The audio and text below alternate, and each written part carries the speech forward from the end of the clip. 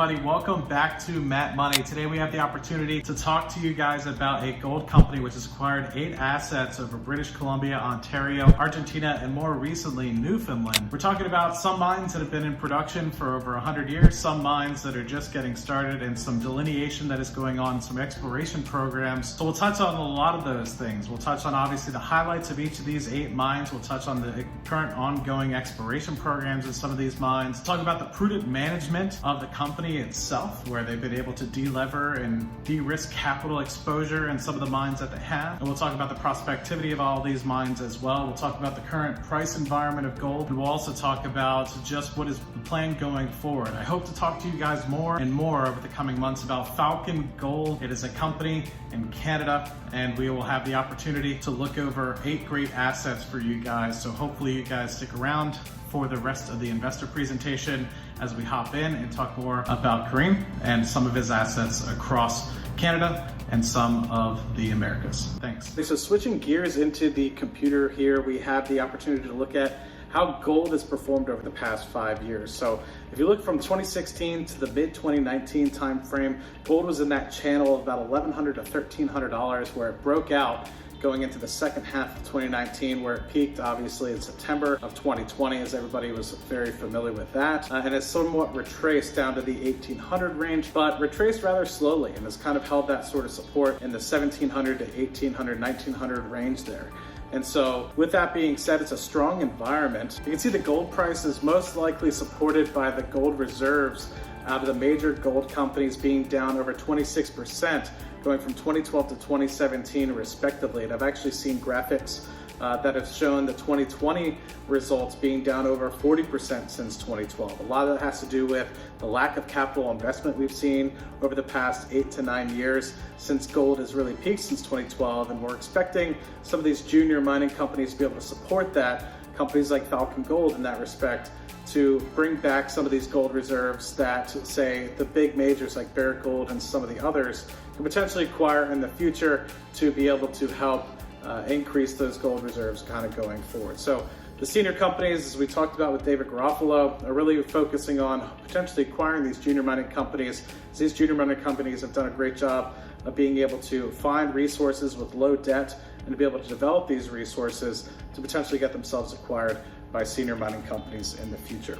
So specifically highlighting on Falcon Gold's share price, we're looking at the OTC market, the pink sheets that we have here. So the ticker symbol for this is FGLDF.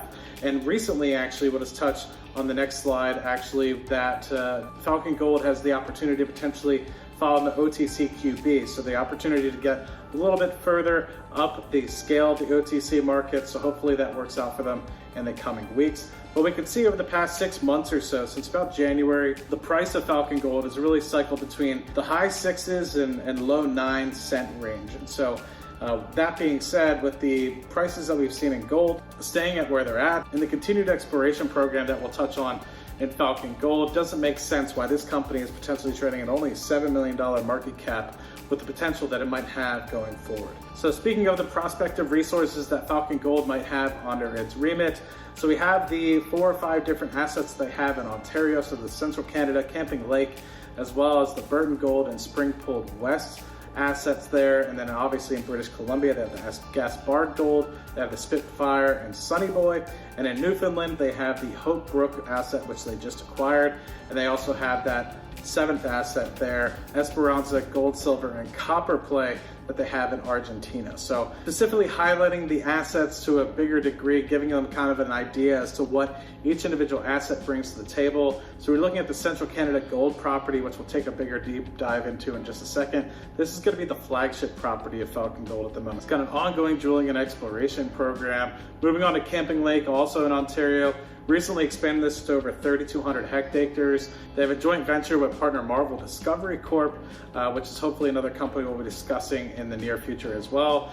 They have the Burton Gold property, which is also in Ontario. They recently just did a farm down with IM Gold, who got a 51% interest by paying Falcon Gold $150,000 in cash and completing over $600,000 worth of exploration. You also have the Springpole West Gold property, which is historically intersected over 19.4 grams per ton of gold over 30 centimeters in a diamond drill bit hole that they've had in the past. You also have the Spitfire and Sunny Boy gold property, which has a master vein of over 300 meters strike. The sample's as high as 1,400 grams per ton, over 50 ounces per ton. There's the Gaspard gold property in central British Columbia there, and that's located 26 kilometers south of the Black Dome gold mine project, which is very familiar in that area. You have the Esperanza, which is the Argentina gold, silver, and copper mine, and we'll touch a little bit about that. It has over 11,000 hectares of land to develop and over 10 mineral concessions alone. So hopping into the actual mines themselves, specifically highlighting Falcon's flagship project, we have the Central Canada Gold Mine, which consists of over 3.3 million ounces of gold reserves, and also has 2.3 million ounces of measured and indicated reserves, and that's measuring about 133.4 million tons, grading at about half a gram per ton of gold. You also have the Hammond Reef gold property, which is lying on the Hammond Shear Zone, northeast of the trending splay off of the Quantico fault zone. And this has also control for a gold deposit. The Central Gold property lies on a similar major northeast trending splay of the QFZ. And in 2020, Falcon Gold was able to complete a 17-hole drilling program totaling under just 3,000 meters of core. It's continuing to produce a resource estimate for 2021, as well as a follow-on 2,000 meter drilling program in 2021 for the Central Canada project as well. So this graphic on the screen is giving you a good idea as to the Central Canada project itself, looking a little bit about the original Central Canada property as well as the Hammond South property here. One of the key things to note about this Central Canada project here is that it had previous production coming out of it from 1930 to 1934, and then obviously with the Great Depression, things got shut in 1935. And since then, you've had previous operators come in and continue to delineate the resources in the project, of course. And so more recently, you had the 2020 drill program, which we just kind of discussed, of just under 3,000 meters of core, delineating against some of these main veins that we've developed in the past. Highlighting some of the exceptional drilling results that they had out of the Central Canada project here is this 17-hole under 3,000 meter core acquisition program that they've seen. Every hole intersected multiple visible gold mineralization deposits. Borehole 1 intersected a gold bearing zone from 33 meters to 79 meters, or 46 meters in width, which was about 20 meters west alongside the strike of the historic producing shaft. Borehole 2 intersected a gold bearing zone that was approximately 35 meters in width, and borehole 12 was able to intersect a gold bearing zone from 89 meters to 104 meters with visible gold at 98 meters, of course, and there was multiple mineralized zones that intersected to its final depth at 201 meters. The company is working with International Montoro Resources to potentially provide them with an option to earn a 51% interest in the Camping Lake property, helping to de-risk capital exposure going forward. The property consists of 5 claims comprising 109 cell units, or approximately 3,400 hectares. The Spring Pole West property is 4,400 hectares of mining land strategically located within 4 kilometers of First Mining Spring Pole deposit. Historic drilling results have 19.4 grams per ton of over 30 centimeters in a diamond drill hole, deformation zone, and quartz vein stockwork system. First Mining's indicated resource value is about 4.6 million ounces of gold and 24 million ounces of silver, with an inferred resource of approximately 230 ounces of gold and 1.1 ounces of silver. Touching briefly on the Spitfire and Sunny Boy property that they have in south central British Columbia, you have 502 hectares with excellent infrastructure and access. Falcon holds over 1.1 kilometers of the main vein gold zone, more specifically touching on some of the high-grade gold mineralization that they've seen in the master vein here, 1,400 grams per ton and over 50 ounces per ton that has been sampled back in 1974 timeframe. The best drilling results was 3.77 grams per ton gold, 0.24% copper, and 32.9 grams per ton silver over 13.5 meters. And those were the particular drill boreholes that they got them from. Highlighting some of the August 2020 work that they had done, the geologists mapped and channel sampled the master vein and a blasted trench along strike.